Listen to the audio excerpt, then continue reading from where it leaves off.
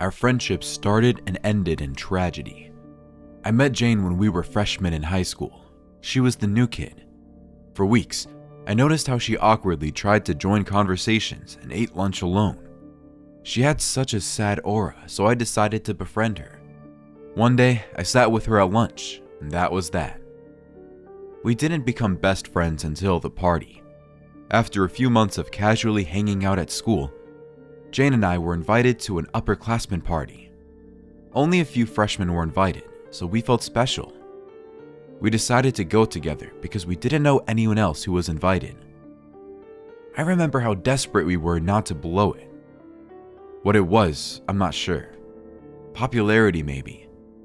We pored over what to wear for hours and then poured more hours over how to do our hair and makeup. When we arrived, the party was already jumping. We weaved our way through the crowd to reach the keg. There we met Steve, a gentle-looking upperclassman.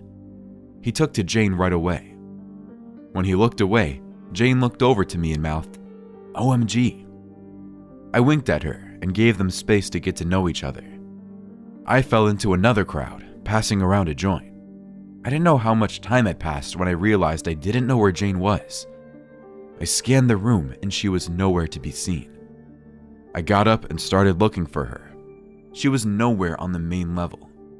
I grew more nervous each passing second that I couldn't see her.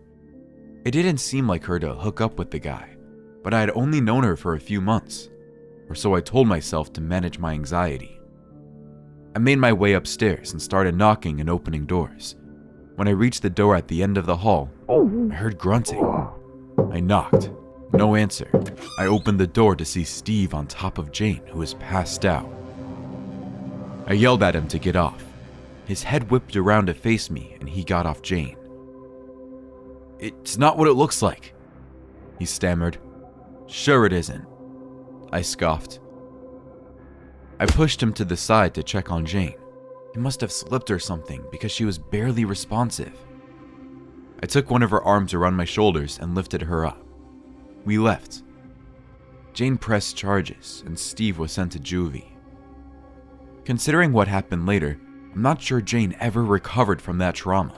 Rather, she latched onto me because after that, we were inseparable. In her eyes, I was her savior and protector.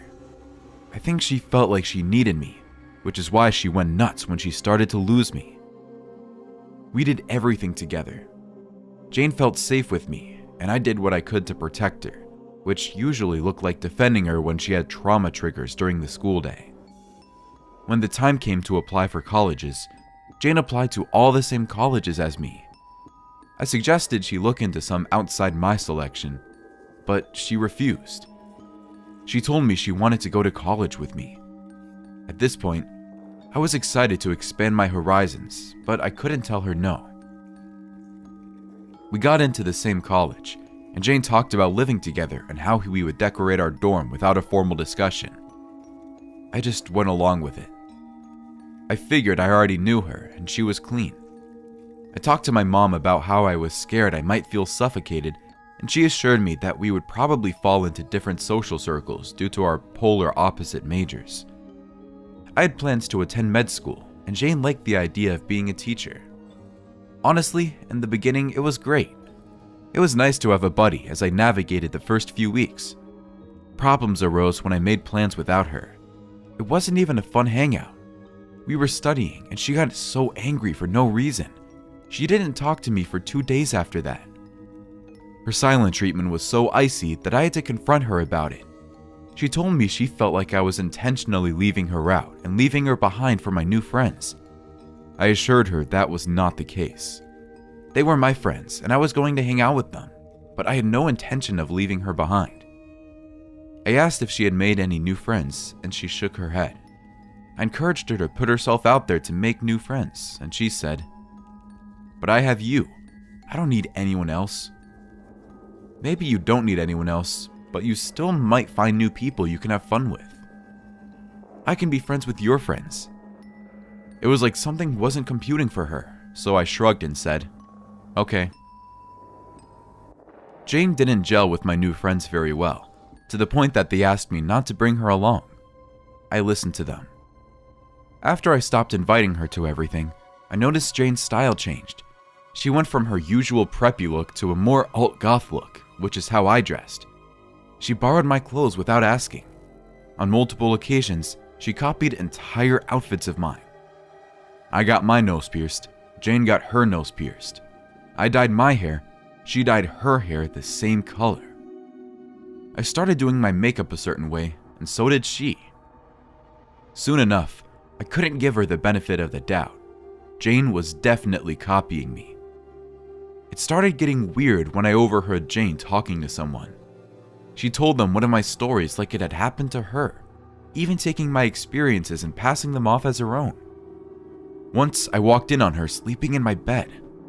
I wasn't entirely sure what was happening, but it was like she was trying to be me in every way. She even changed her major to pre-med, but she always hated the STEM subjects. The tipping point was when I started having a fling with this guy. We planned to have lunch with Jane. When I walked up to the table, Jane was all over him. She had her arm around his and was batting her eyelashes at him.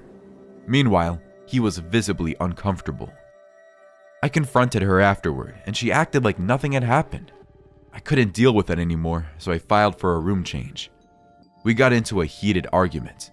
I called her out for copying me, and she played dumb. I told her she was suffocating me, and she started crying hysterically.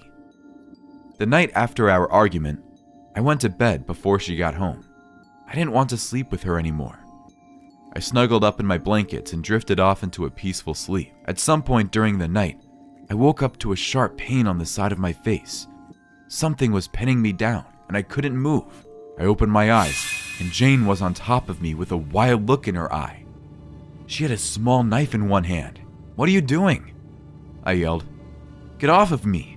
She didn't budge, but moved the knife closer to my face. "Stop!" I shrieked. I shook my arms loose from her body and pushed her off. "What the hell are you doing?" After I pushed her off, she didn't fight me. Instead, she froze and stared at me like a deer in headlights. "Seriously, what are you doing? Drop the knife!" She didn't drop the knife. Instead, she started to crouch.